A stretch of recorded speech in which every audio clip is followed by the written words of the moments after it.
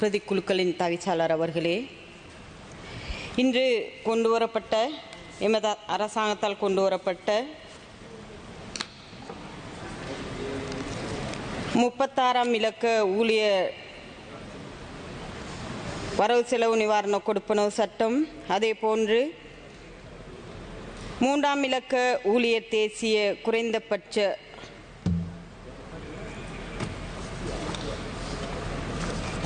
சம்பள திட்டம் தொடர்பாக கொண்டுவரப்பட்ட இந்த சட்டமூலமானது மிகவும் வரவேற்கத்தக்க ஒன்றாகும். ஏன் நாம் அப்படி கூறுகின்றோம்? எம் அனைவருக்கும் தெரியும், சென்ற அரசாங்கங்களினால் தனியார் துறை தொழிலாளர்கள் தொடர்பாக எந்தவிதமான ஒரு சந்தர்ப்பத்தையோ இல்லை என்ற அவர்களது வேதனம் தொடர்பாக எந்த ஒரு கலந்துரையாடலும் இல்லாத போதில் தேசிய மக்கள் சக்தி அரசாங்கமான நாங்கள் முதலாவது வரவு செலவு திட்டத்திலேயே அரச ஊழியர்களின் ஊதியத்தை அதிகரித்தது போல் தனியார் துறை ஊழியர்களின் சம்பள அதிகரிப்பை ஏற்படுத்துவதற்கும், அதே போன்று அவர்களின் வரவு செலவு திட்ட நிவாரண பெற்றுக் கொடுப்பதற்காக இந்த பாராளுமன்றத்தில் அமுல்படுத்திக் கொள்வதற்காக கொண்டுவரப்பட்ட சட்டமானது உண்மையிலேயே இந்த நாட்டில் வாழும் தனியார் துறையில் வேலை செய்யும் அனைத்து ஊழியர்களுக்கும், அதே போல் அவர்களினது எதிர்கால பரம்பரையினருக்கும் உண்மையிலே ஒரு சக்தி வாய்ந்த ஒரு தீர்மானமாகும், திட்டமாகும். அது மாத்திரமல்ல, இந்த சட்டம் மூலமானது தனியார் துறையில் வேலை செய்யும் தொழில் புரியும், குறிப்பாக தையல் துறையில் தொழில் புரியும், கடைகளில், அதாவது தனியார் துறையில் தொழில் புரியும் சகல துறைகளிலும் வீட்டு வேலை செய்யும் அனைவரினதும் சம்பளம் தொடர்பாக அல்லது அவர்களது எதிர்கால வாழ்வு தொடர்பாக எமது அரசாங்கமானது சகல கொடுப்பனவுகளையும் சகல வசதிகளையும் பெற்றுக் கொடுப்பதற்காக உருவாக்கப்பட்ட அரசாங்கம் தேசிய மக்கள் சக்தி அரசாங்கம். அது மாத்திரமல்ல, எம் அனைவருக்கும் தெரியும், சென்ற காலங்களில் சென்ற அரசாங்கங்களில் அரச ஊழியர்களின் சம்பளம் என்றாலும் சரி, தனியார் துறையில் தொழில் புரியும் ஊழியர்களின் சம்பளம் தொடர்பாகவும் சரி,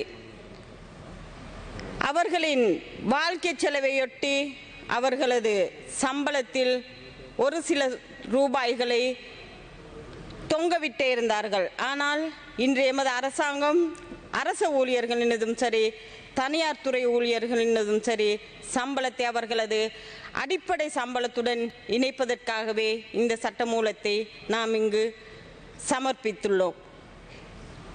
உண்மையிலேயே ரொம்பவும் கவலையான விடயம்தான் என்னவென்றால், இன்று எதிர்க்கட்சியில் இருக்கும் இந்த அனைத்து உறுப்பினர்களும் எமது அரசாங்கம் ஆட்சிக்கு வர முன்பு இந்த நாட்டில் இருந்த ஒவ்வொரு ஆட்சியிலும் உறுப்பினர்களாகவும் அமைச்சர்களாகவும் இருந்தார்கள். ஆனால் இன்று எமது அரசாங்கம் இவர்களால் வங்குரோத்தாக்கப்பட்ட நாட்டை எமது கையில் கொடுத்தார்கள். இந்த நாட்டை உள்ள சகல துறையினரையும், அதாவது தொழிலாளர்கள், அதாவது இந்த நாட்டில் உள்ள தொழிலாளர்களை மாத்திரமல்ல, மாணவர்கள், பெண்கள், அதாவது இந்த நாட்டில் வாழும் சகல மக்களையும் மக்களாக யோசித்து தீர்மானங்களை தீர்வு திட்டங்களை எடுக்கும் ஒரு அரசாங்கம் தேசிய மக்கள் சக்தி அரசாங்கம்.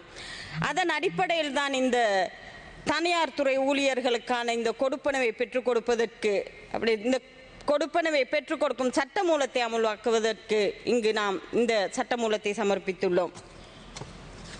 இத்தோடு நாம் பார்க்கும் போது நான் நினைக்கின்றேன், எந்த துறையான, அது எனது துறையான மலையக துறையை பற்றி சில விடயங்களை கூறுவதற்கு எதிர்க்கட்சியில் பேசும்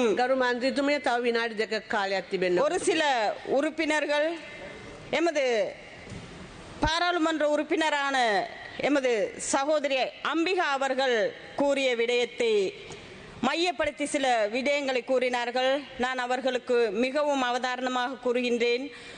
மலையக மக்கள் தொடர்பாக சரியான சிந்தனையோடு செயல்பட்டு கொண்டிருப்பவர்கள் தேசிய மக்கள் சக்தி அரசாங்கம், எமது ஜனாதிபதி உட்பட, எமது பெருந்தோட்டத்துறை அமைச்சர் உட்பட, அதே போல் எமது நிதித்துறை அமைச்சர் உட்பட, எமது தொழில் அமைச்சர் உட்பட அனைவரும் மலையக மக்கள் என தோட்ட தொழிலாளர்களின் சம்பளத்தை அவர்களது வாழ்க்கை செலவுக்கு ஏற்றவாறு உயர்த்துவதற்கான சகல கலந்துரையாடல்களையும் நடத்தி கொண்டு செல்கின்றோம். எதிர்க்கட்சியில் பேசும் ஒவ்வொருவருக்கும் தெரியும், மலையக மக்களின் தோட்ட தொழிலாளர்களின் சம்பளம் அதிகரிக்கப்படுவது ஆரம்பத்தில் கூட்டுடன்படிக்கை மூலமாக, அடுத்தபடி சம்பள நிர்ணய சபையூடாக. அதனால் இந்த கம்பெனிக்காரர்களுடன் கதைத்தே அவர்களது சம்பளத்தை தீர்மானிக்க வேண்டியுள்ளது. அதனால் இன்றும் எமது ஜனாதிபதி முதல் எமது அந்த காரணத்திற்கு தொடர்பான எமது அமைச்சர்கள் கலந்துரையாடி கொண்டிருக்கின்றார்கள். எதிர்கால வரவு செலவு திட்டத்தில் வரவேற்கத்தக்க ஒரு சந்தோஷமான விடயத்தை தோட்ட தொழிலாளர்கள் பெற்றுக் கொடுக்க நாங்கள் காத்திருக்கின்றோம். அது மாத்திரமல்ல, இன்று வரையும் தோட்டத்தில் வேலை செய்யும் மக்களுக்கு தனக்குன்னு சொந்தமான ஒரு நிலம் இருக்கவில்லை, தனக்கு சொந்தமான ஒரு முகவரி இருக்கவில்லை, தனக்குன்னு சொந்தமான ஒரு வீடு இருக்கவில்லை. பெரும் சந்தோஷமாக இருக்கின்றது. எதிர்வரும் 3ஆம் தேதி நாங்கள் போட்டிருந்தோம்.